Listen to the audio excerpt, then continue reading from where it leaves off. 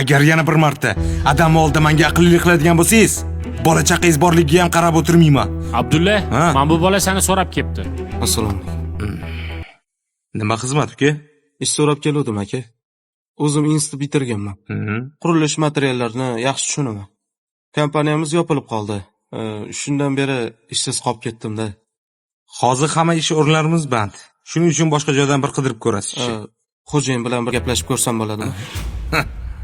Uka, boshliq menman. Gapni bittada tushunmaysiz shekilli-ga. Sizga ish yo'q dedim. Oybek kuzatib qo'y. Bo'pti. Qani yuring, kuzatib qo'yaman.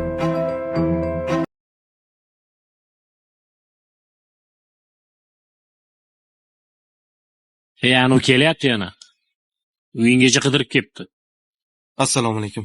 Yaxshimisiz aka? Ishlaringiz yaxshimi? Yaxshimisiz? Menga qara, qanaqa odamsan? Shunchalik odam bez bo'ladimi? Senga ish yo'q dedim, bo'p qolsa aytaman dedim. Endi uyimni ham topib keldingmi? Qanaqa odam bu? Tinchlikmi Abdullajon?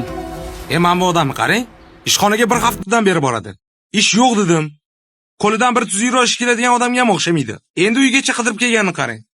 Uzr, sizni tanimadim o'g'lim. Men ismim Quvonch.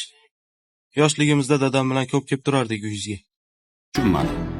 Rahmatli Farhod akaning o'g'limi. Qaysi Farhod? Sinfdoshingiz.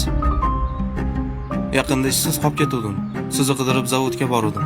O'zingizni topolmaganimdan keyin ertalabda uyda bo'lsalar kerak deb uyga kelgan. Farhodni o'g'liman degan. Hayotda o'tishini qara. Qani do'stimning bolasi. Bir bag'rimga bosing. Otayni o'zi bo'psan. Ertalab ishxonaga o'tgin. Ertadan ish boshlaysan. Rahmat aka. Dada, Jim. Ertalab ko'rishamiz. Yonimda bo'lasan. Rahmat. Mayli, bora qol. Xo'p, rahmat. dada, Senga jim bo'l dedim. dada. Ko'chadan kim ish so'rab kelsa o'rmaysiz-ku? Bu bola shunchaki ko'chadan kelmadi. Meni eski qadrdonim Farhodni eslatib keldi. U meni aybimni eslatdi. Farhod o'lgandan keyin uni oilasidan bir marta ham xabar ola olmadim. Bu bola kelib meni yuzimga tarsaki berdi.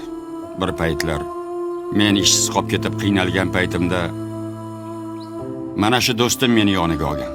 Menga yordam bergan. Farhod o'lganda uni bolalardan xabar ola olmadim. Mana endi fursati keldi.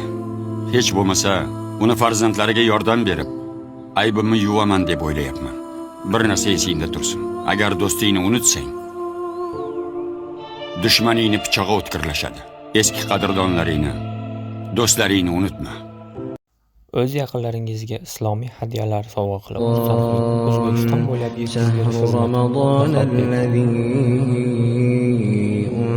أنزل فيه القرآن هدى